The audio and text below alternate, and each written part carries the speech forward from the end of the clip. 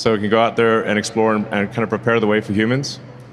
And that'll be a very cool image if we're able to. Late 2026 is when the picture changes. 5 starships are set to launch toward Mars. They won't carry people, they will carry machines, specifically Tesla Optimus robots. This isn't just a test flight, it's the start of the largest construction project in history. You've seen the animations for years, you've heard the promises, but the hardware is finally sitting on the pad. The plan relies on a window that opens only every 26 months. Miss it, and the wait is agonizing. Catch it, and you change the trajectory of spaceflight. The goal for this first wave is simple but brutal. Land safely, deploy robots, start building. You already know why this matters. Mars is hostile. The temperature drops to -100 degrees. Radiation is constant. Dust covers everything. Sending humans there without a habitat ready is a suicide mission. So SpaceX is flipping the script. Send the builders first. These robots don't need air. They don't need sleep. They don't get cancer from radiation. They just work. The sheer number of starships makes this possible. 5 ships in one window. That delivers about 500 tons of cargo. For context, the International Space Station weighs about 450 tons. It took decades to build. SpaceX plans to land more mass than that in a few weeks. That sounds impossible, but the math checks out if and only if the rockets work. The Starship system is the backbone. It's the largest flying object. Each ship stands as tall as a 15-story building. It lifts off with 16 million pounds of thrust. That's enough power to lift a stack of 500 cars straight up.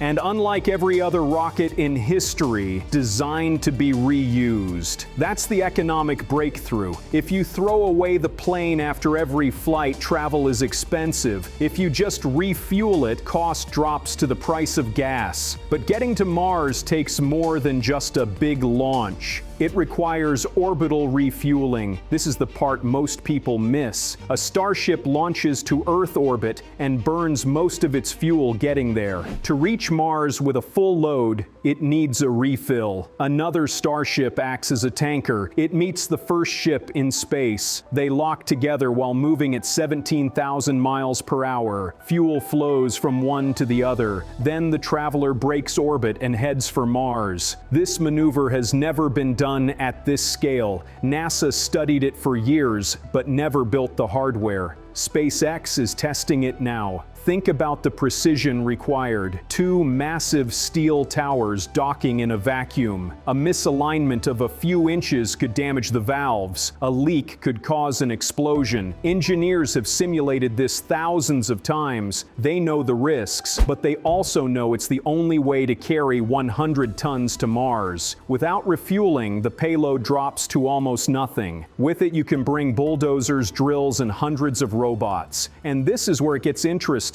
The robots aren't just passengers, they are the crew. Tesla's Optimus stands 5 feet 8 inches tall. It weighs 125 pounds. That's about the same as a small adult, but it's stronger. It can lift 150 pounds off the ground. It can carry 45 pounds continuously. That's like carrying a heavy bag of concrete all day without. Engineers designed it to look human for a reason. Mars habitats are designed for people. Door handles, tools, and controls are shaped for human hands. A wheeled rover can't climb a ladder. A tank tread bot can't turn a valve easily. A humanoid robot can do both. The delay is the real enemy here. Mars is millions of miles away. A radio signal takes up to 20 minutes to get there. That means you can't drive these robots with a joystick. If a robot sees a cliff, it can't ask Earth for help. By the time the message arrives, it has already fallen. They have to think for themselves. This is where the neural networks come in. The same computer brains that drive Tesla cars are inside these robots. They use cameras to map the world in real time.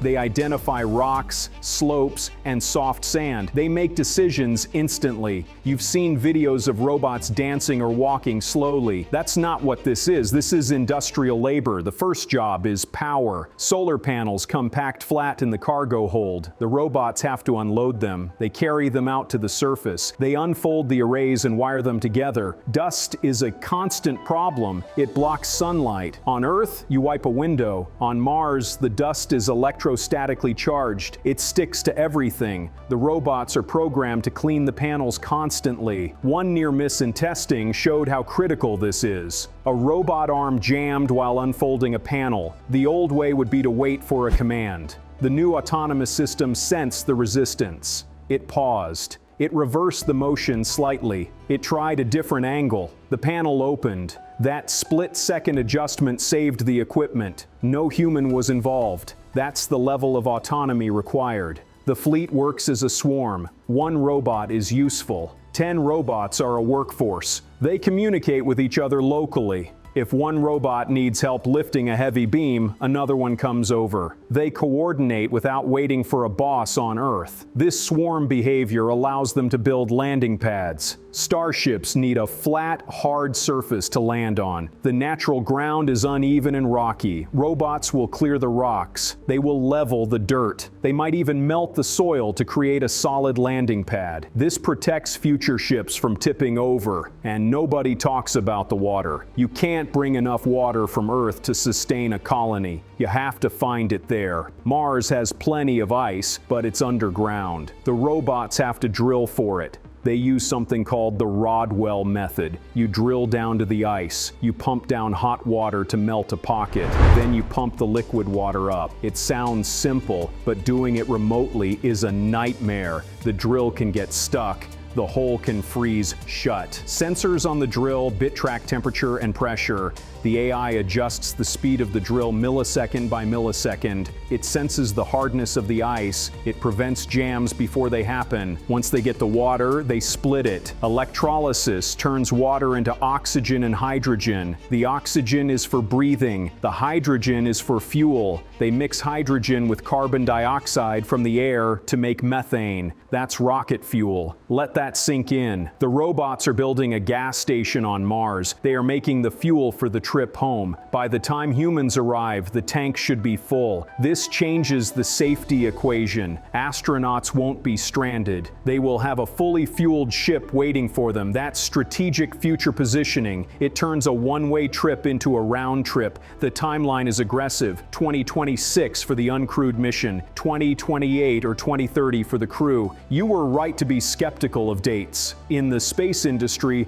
delays are normal. But look at the hardware. SpaceX built the launch tower in months, not years. They stack rockets faster than anyone else. In 2023, they launched 96 times. China launched 67. The rest of the world combined didn't come close. That's a competitive scoreboard with numbers. It shows who has the operational tempo to pull this off. The competition is watching. China plans to send humans to Mars in the 2030s. They have a heavy rocket in development, but they haven't mastered reuse yet. Their rockets fly once and crash into the ocean. That makes every pound of cargo expensive. SpaceX flies the booster back. They check it. They fly it again. That efficiency is the difference between a flag-planting mission and a city. The heat shield is another piece of the... When Starship hits the atmosphere, it's moving at Mach 25. The air in front of it turns into plasma. It glows hotter than the surface of the sun. The tiles on the belly of the ship have to survive this. SpaceX uses ceramic tiles. They are mechanically attached, not glued. This allows them to shift slightly as the steel tank expands and contracts. Early flights had problems. Tiles fell off. The underlying steel melted. Engineers fixed it. They changed the mounting pins. They moved the heat shield locations. They added a secondary ablative layer under the tiles. That's a fancy way of saying they added a backup shield that burns away slowly if a tile is lost. It worked. The ship survived re-entry. It splashed down in the ocean. The flaps which steer the ship took a beating. The plasma jet hit the hinge. It melted through the metal. You could see sparks flying on the live feed, but the ship held together. That resilience is what you need for Mars. You can't fix a heat shield in space. It has to work the first time. The robots on board depend on it. If the ship ship burns up, the mission is over. If it lands, the work begins. The landing itself is a wild maneuver. The ship falls horizontally to slow down. It looks like a skydiver. Then just before the ground, the engines light up. The ship swings vertical. It slows to a hover. It settles gently on the surface. This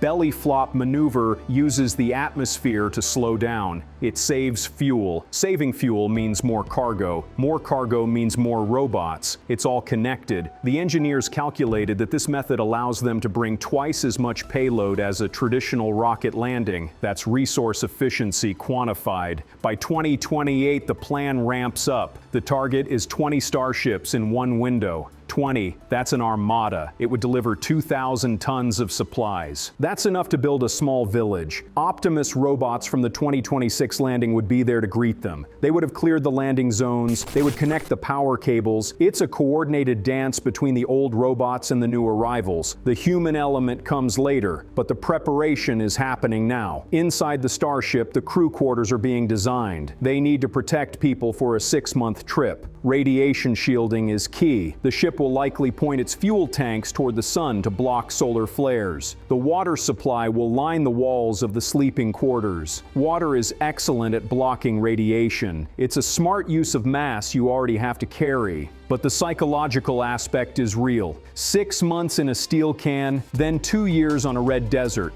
The first crews will be engineers and scientists. They won't be tourists. They will be there to work. And thanks to the robots, they won't spend all their time digging ditches. They can focus on science. They can look for life. The robots do the grunt work. Consider the risk of dust storms. A global storm on Mars can last for weeks. It blocks the sun. Solar power drops to near zero. If humans were there alone, they might freeze. The robots can power down. They can hibernate. They can wake up when the storm passes and sweep the panels. They are the perfect caretakers. They ensure the base survives the bad days so the humans can enjoy the good ones. Competitors like Boeing and traditional aerospace companies struggle with this speed. They spent years designing the Starliner capsule. It had thruster failures. It had leaks. It had to return empty. That's the old way of doing things. Design it on paper for a decade, build it once, and hope it works. SpaceX builds it, flies it, blows it up, and builds the next one. They learn from the explosion. They fix the flaw.